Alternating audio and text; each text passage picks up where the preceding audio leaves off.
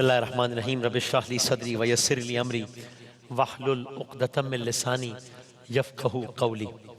داستان حضرت یوسف علیہ السلام جاری ہے۔ خلاصہ یہ ہے اب تک کا کہ یوسف علیہ السلام غلامی سے بادشاہی کا سفر طے کر چکے ہیں۔ اب وہ عزیز مصر ہیں، اب وہ مصر کے بادشاہ ہیں۔ دنیا بھر میں قحط آ گیا ہے، ہر جگہ بدحالی ہے، مصر میں خوشحالی ہے۔ وہاں کے بادشاہ یوسف علیہ السلام۔ اور مصر میں کیوں خوشحالی ہے؟ اس لیے کہ یوسف علیہ السلام نے پہلے سے قحط سے نمٹنے کی حکمت عملی طے کی ہوئی تھی۔ تو اب کیا ہو رہا ہے؟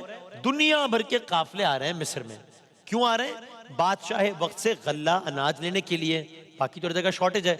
کل بات ہم نے یہاں روکی تھی کہ دنیا بھر سے قافلے آ رہے ہیں، ان میں ایک قافلہ ہے جو بہت ہی منفرد ہے۔ یہ کون ہے؟ یہ ہم نے کہا تھا کل عرض کریں گے، آج عرض کرتے ہیں۔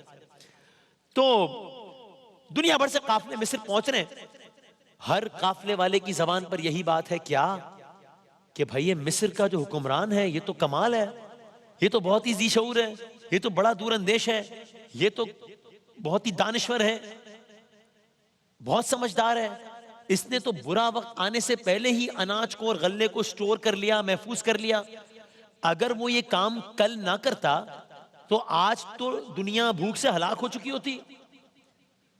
ہر فرد جہاں غلے کا طلبگار تھا وہیں دیدار یوسف علیہ السلام کا بھی مشتاق تھا کہ دیکھیں تو صحیح کہ یہ کون شخص ہے، یہ کون ہستی ہے جس نے گویا پوری دنیا کو یا دنیا کے ایک بڑے حصے کو تباہی سے بچا لیا ہے، بھوک سے بچا لیا ہے، ننگ افلاس سے بچا لیا ہے۔ دیکھیں تو کہ یہ عظیم المرتبت شخصیت ہے کون جس کی وجہ سے آج دنیا بھر کے انسان بھوکا مرنے سے محفوظ ہیں۔ بات ہو رہی ہے اس ایک قافلے کی آج۔ وہ ایک قافلہ یوسف علیہ السلام کے سامنے، وہ قافلہ حاضر ہوا۔ آپ کا عالم کیا ہے یوسف علیہ السلام کا؟ آپ کا عالم یہ ہے آپ دن رات اپنے ہاتھوں سے لوگوں کو غلہ دیتے، ہمیشہ کچھ زیادہ ہی دیتے۔ کبھی اس کے عوض جو مال لیا جاتا تھا، جو کرنسی، روپیہ، دینار، جو بھی، وہ کم بھی ہوتا تو آپ درگزر کرتے۔ اسی طرح آپ اپنے ہاتھوں سے غلہ دے رہے تھے، لوگ آتے تھے، آپ اپنے قیمتی پیالہ دیں۔ بادشاہ کی تو کوئی بھی چیز ہو وہ بہت قیمتی، نایاب ہوتی ہے، اینٹیک ہوتی ہے۔ آپ اس کنٹینر سے، اس پیالے سے لوگوں کو غلہ بھر بھر کے خود دیتے تھے۔ یہی معمول کے روز و شب جاری تھے۔ وہ ایک قافلہ پہنچ گیا تھا، وہ ایک قافلہ قطار میں لگا، اپنی باری کا وہ کر رہا تھا انتظار، یہاں تک کہ اس کی باری آئی۔ یوسف علیہ السلام پیالے سے غلہ بھر بھر کے دے رہے ہیں۔ ابھی آپ نے اپنے ہاتھ میں موجود اس پیالے کو غلے سے بھرا ہی تھا، سامنے والے شخص کی طرف بڑھایا ہی تھا کہ اس کے تھیلے میں غلہ ڈال دیں کہ گویا زمین اور آسمان اپنی جگہ ٹھہر گئے۔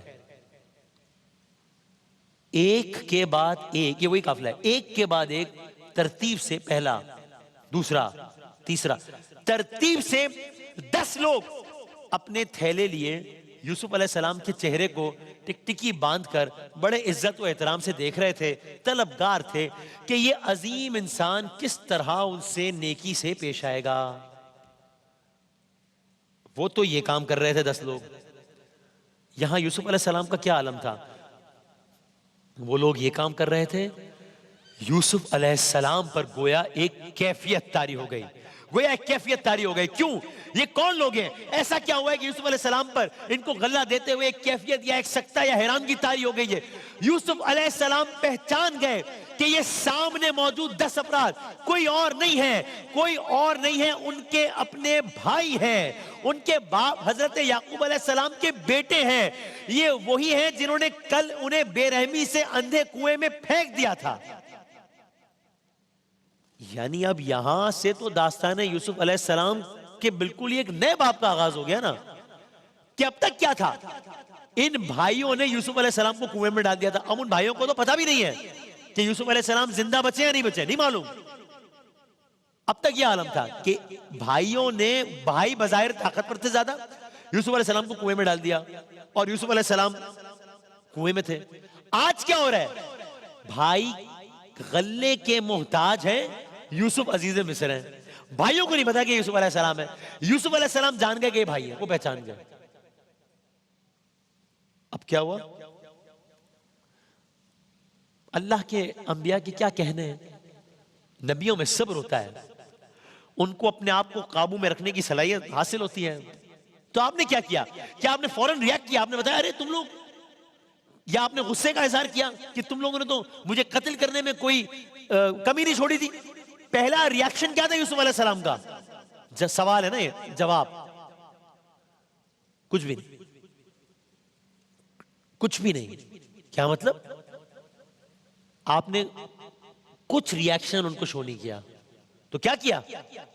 چپ چاپ اپنے بھائیوں کے ہاتھوں میں غلہ بھر دیا.